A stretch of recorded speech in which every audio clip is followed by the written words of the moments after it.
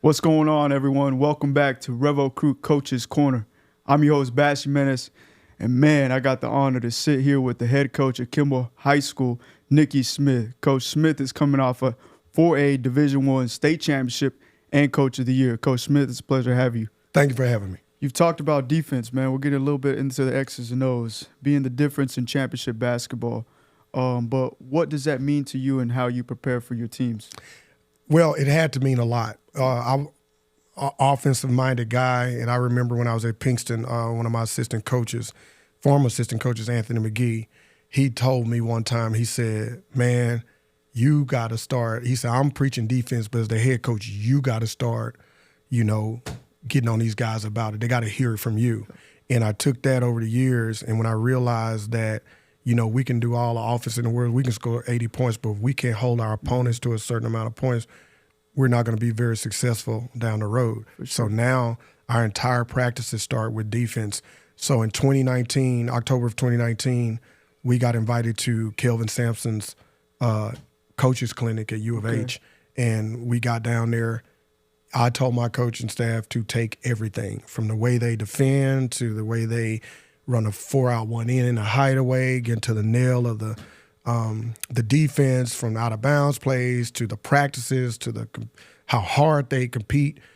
And we had to come back and implement that whole system within 2 weeks before the season started. And I went 30-7 that year. So if you look at, we modeled what we do after U of H. And if you look at U of H's success in the last 6 years, and you look at ours, it almost mirrors. Yeah. We've been to 4 state championships in the past 5 years. The year before that, and that year in 2019, 2020, we were in the regional finals. We lost to Lancaster. But, from that point on, and that's it. You come in our practice right now, you see the intensity that those guys are giving on defense. You see how hard they play. One of my assistant coaches, new coaches, Paul Graham, who's a former college coach, he sat in there and watched 2 days, and he said, you know what? You get your boys to play hard, and they defend, and you don't just have 1 or 2 guys from your freshmen all the way up there, and they're competing in every drill, and that matters. Yeah, and, I've been to a couple practices now, gotten to see you coach. You coach these boys hard, and you do it out of love, and something bigger than basketball. But how do you manage to coach them with, discipline and, accountability, but still build relationships with them as young men? Well, they understand that this is a business, and you have to take it like a business, because if you're planning on moving to the next level, it's a business. And if you get a chance to play any type of professional ball, it's a business. So they have to learn when to turn it on and turn it off. When they see me in practice, I can be a jerk, but right after that, we turn it off. I'm laughing, joking, whatever. Things like that. Sure. They can come out of the room, my classroom, anytime they want. Into the office, we're all in the group meet, chat, and sometimes we're in there joking, talking about, hey, you guys see the game? Yeah, coach, why are they doing this in the game? Did you guys watch Cowboys play today?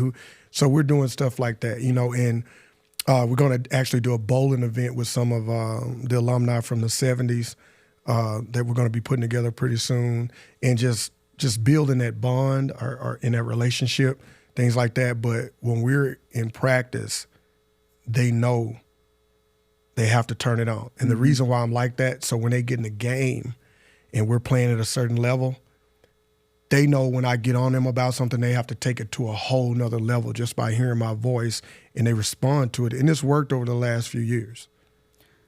A big part of you reaching a big milestone recently, over 400 career wins. It's rare, first of all, but when you look back, what's been the most rewarding part of your coaching journey so far?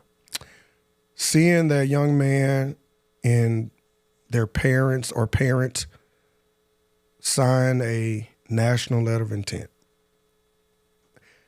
Man, I get a little emotional when I talk about that, but that means more to me than anything for a kid to be able to go to college free, whether it's academically or athletically. I don't care.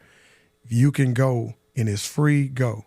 And especially if you get the chance to live your dream and playing at the next level. And I don't care what level it is, just have that experience. Now they got all kind of ways you can go and transfer and go in the portal and things like that. But, man, that means more to me. And so I struggled with at first. I had this guy said one time, you know, he cared more about trying to win a state championship than getting your kid in college. That comes last. Versus Nick, he cares more about getting your kid in college than winning a state championship. Well, that was true, because I know that parent would trade in a state championship ring any day for her son to be able to go and play at the next level and go to school for free. You know? Yeah. Keep the main thing the main thing. Keep the main thing. So I had to find a way eventually to do both. Yeah. And now I've been successful in doing both. Yeah. As we look ahead to the 25-26 season, got a different group this year, as you mentioned. What's to expect out of Kimball High School? We're going to compete and give ourselves a chance to win every game. No doubt. And that's we always say, we ask kids, what is Kimball basketball? They've been in the program 3 years for what is Kimball basketball? They're going to say those things. They say, we're going to compete, we're going to play hard, we're going to compete, we're going to give ourselves a chance to win every game. We're going to be in every game. Yes, sir. Finally, man, in closing, what message would you like to share with the Kimball's community and alumni and future players about where this program is headed next? Well, we're going to keep moving up. We're going to keep going to the top. You know, it's like when you're on top and you hear, man, it's lonely at the top. I love it. Mm-hmm. You know what I'm saying? Mm-hmm. So when you get to the top, it's got to be something else up there, and it's like you just keep rising, because when you fall, it's a long way down. But the good thing is I learned about this thing is, you know, I've fallen, you know, and the climb back up is tough, but when you get there, it's worth it, and you learn a lot from that. And once you get to that point, like when you go to state 3 years straight, and then in like 2024, we were knocked out in the second round, I didn't know what to do with myself. It's like I'm used to being in San Antonio at this time for the last 3 years. You forget what it was like not to even get close because you went 3 years in a row. And that after that year, those kids were like, I said, all right, man, what do y'all want to do? I mean, we normally, I asked them, I said, we normally don't start till after spring break with off season. They said, Coach, we want to start Monday. We lost in second round on a Friday. Monday, we were in full practice during athletic period, full hard-nosed practice. Jeez. And it went all the way through the summer, and then you saw the team we had this past year.